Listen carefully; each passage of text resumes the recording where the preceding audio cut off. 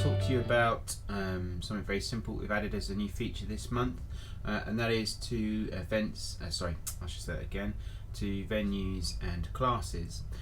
So here we're on the venues tab on the admin area. I'm going to click in here, and in here you can see that I haven't created any classes. There's a few test events, etc. So what I'm going to do is I'm going to add a new class.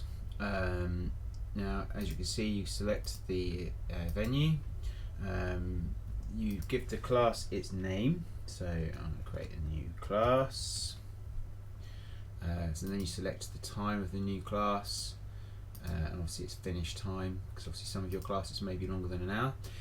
This is the new bit, this is the member limit.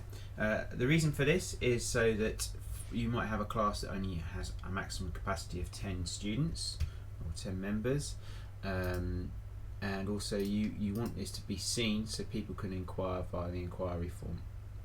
So this is the straightforward bit. Now with classes, something else you need to be aware of is that you need to assign a contact. So the idea of this is so that that particular person can see the register. So let's call this person a coach. There you go. Excellent. And there you go. You can see my details of there. Okay, so all nice and easy. Okay, great.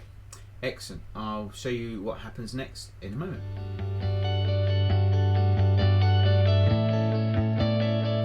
Hi, right, I'm back. We're now looking at the public area, or when a new inquiry comes along to find out about your classes and to book on their class.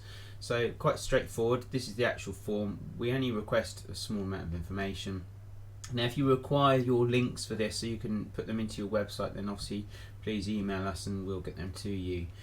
So very simply, as you saw earlier, I created the test, I've called it test event here, but the venue, and then you can see the class, and there's the class information.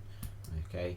Then lastly, this is where you add the student information. Okay, any medical notes. Okay, then obviously the person's contact. Okay, now I'm just going to use some made up email addresses for this for the moment, but again I just want to show you how it works. Now if you remember rightly, we had a member limit. I've actually reset that to 2, so there's 2 people that can actually physically attend this class.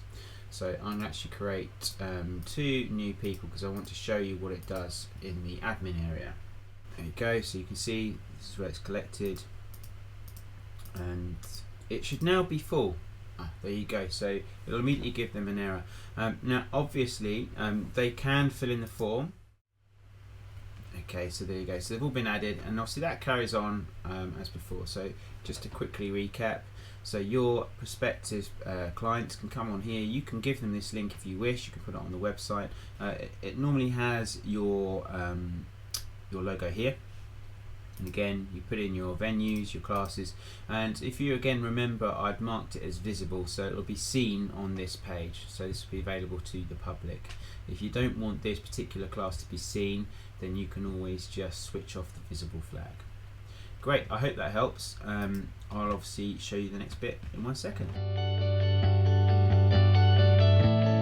So carrying on from where we left off from the inquiry form, now I've logged into the admin area again now, and now you can immediately see that the contacts alerts, student alerts have popped up and created some alerts for us to manage. So if anyone ever inquires about your classes, then this is for us a means of being able to see that. Now you can see there's a couple of additions. New inquiry is exactly that, and as you can see, this one here, the middle one, is actually the first one that I created, so it's got SmallShout admin. Now the next person I created was obviously this one here, this Ben test T. Okay, and then obviously you can see that there's a SmallShout admin an addition, so that means that I've added 2 people, and that's been via the SmallShout inquiry form. Then lastly, because we overstayed the limit on the class, which was obviously 2, it now says waiting list new inquiry SmallShout admin addition. So at this point, now I've got ways that I would manage this normally, but at this point you'll be able to obviously start to run your waiting list program. That's if of course you need it for your class. Right, so if I go into my venues, this is a quicker way of doing it,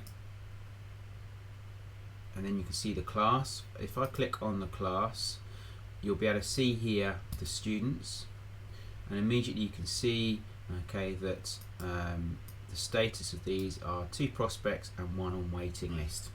Okay, so I know that I've got 2 people that are due to turn up and 1 person that is currently on the waiting list, and obviously when they've attended the lesson I can obviously add them to my register. Okay, so at any stage you want to amend things, so you can. It's very simple. Here it is. Obviously the class times I've not done anything with. Okay, and the member look, as you can see, is 2, and if I wanted to take them away from that inquiry form, I've just got to use that checkbox there. So just for the moment I'm going to change the day, so then I can show you the next element within here. Great, I hope that helps. Thanks very much.